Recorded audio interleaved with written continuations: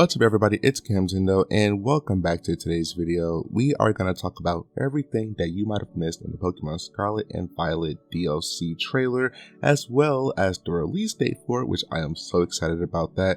But before we do that, let's move on to our comment of the day, who is from Nightwing 2032. Last video I asked you guys what were your predictions, and the most accurate one would be featured in this video. And Nightwing 2032 got pretty much almost everything correct. There were some things that they were missing, but for the most part, they got a lot of accurate things in their prediction. It was a pretty long one, so I'm not going to read the full comment, but it was super well detailed and they put a lot of thought and effort into it. So thank you, Nightwing 2032. And for the next comment of the day, I'm going to ask you guys, what had you most excited in this trailer? There were a lot of things that had me super excited, but what about you? Comment to be featured in the next comment of the day, and let's move on to the video. So Pokemon Presents was yesterday, and there were a lot of cool things that happened in it. For me personally, I was super excited. There were some things that I absolutely lost over. There are some things that had me kind of mad. So we are introduced first to, of course, our two new rivals, Carmine and Kieran. And it seems like Kieran's gonna get pretty jealous of us. He seems to not like the fact that we are more interested in his sister than him, which I can sort of see him going through a bit of a villain arc for that. But it seems like a really interesting dynamic of having sibling rivals and one getting jealous that you're giving the other more attention. And he sends out a new Pokemon, which is a third evolution of Applin called Diplin.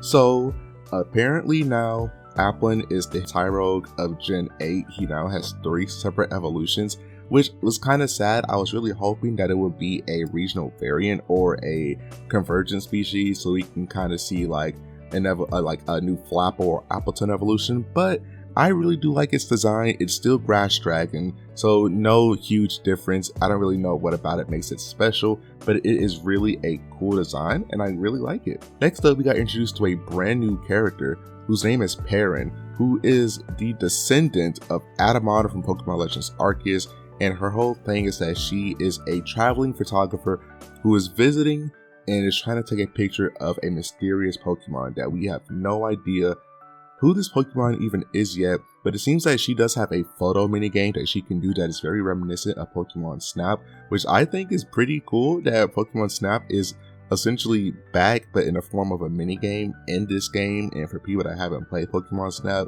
they might want to play this game and they might get interested and want to go buy a new Pokemon Snap or try the original. And yeah, I think she's a really cool character. I really like her design. I know this design caters to a certain demographic of like guys that are into like really gothic, edgy looking girls, but I really do like her design.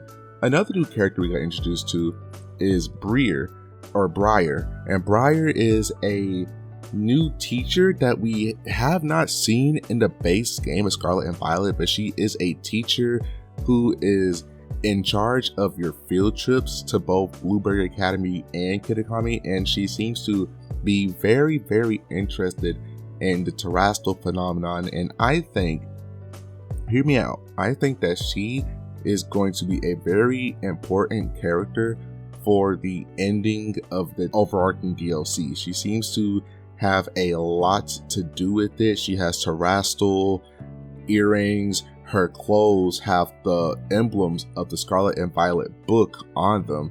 She seems to know a lot, or she seems to want to know a lot about the stuff that's happening within Area Zero, maybe Tropicos, a lot of things like that. And I'm not saying she's evil, but she's definitely giving those vibes of like a character who we don't want to mess with, even though she's our teacher. But you know, as we know, not all teachers are good. We know that like we have that one teacher that's like crazy, and she essentially asks us to free the like ruinous legendaries just so she can see what they look like, which is kind of messed up. But yeah, Kitakami is looking to be really good. He also introduced a Mochi minigame that allows you to change your Pokemon's base stats, which is some PK Hex level stuff, and it seems to be really, really like groundbreaking stuff, which I think is really cool.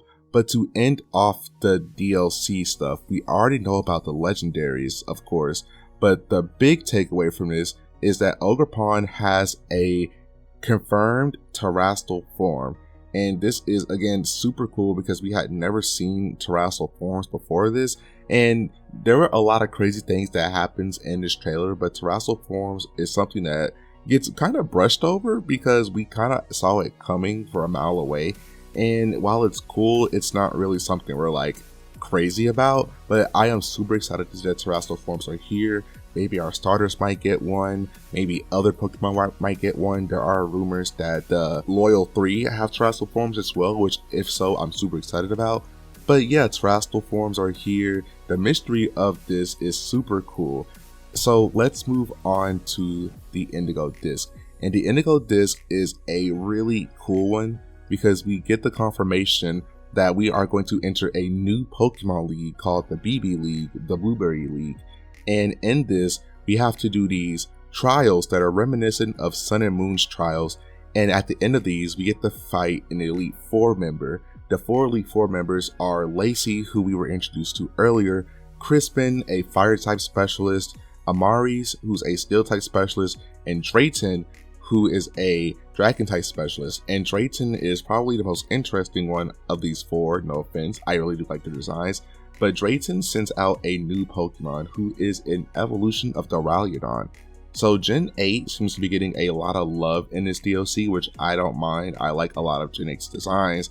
And Archaludon, I think that's its name, is a really cool design. It's still Steel Dragon, but if you guys don't know, Duraludon was a really broken Pokemon. Its base stats were like around 500 and something.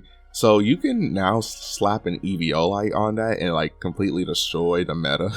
So it's really cool to see that Duraludon is getting some love. Archaludon is a really cool design. It's great to see that Pokemon who we all thought was like lacking. I thought it needed pre-evolution. It turns out it needed an evolution, and I just thought that was a really cool thing that they introduced. So let's move on from that to Terapagos, who we now know that its little baby form is a form, and it is not a pre-evolution or anything like that. It is a form, and the big dragon one that we see is its terrestrial form, which they kind of just dropped on the website. They didn't really talk about that much in the trailer. They just showed it and brushed it off. But yes, it has a terrestrial form, which I think is absolutely insane that, again, they just kind of dropped that. And one thing that everybody completely lost it about that they showed and just kind of did not brush over is that we got 2 new Paradox legendary Pokemon. One being Paradox Raikou, whose name is Raging Bolt. The other one being Paradox Cobalion, whose name is Iron Crown.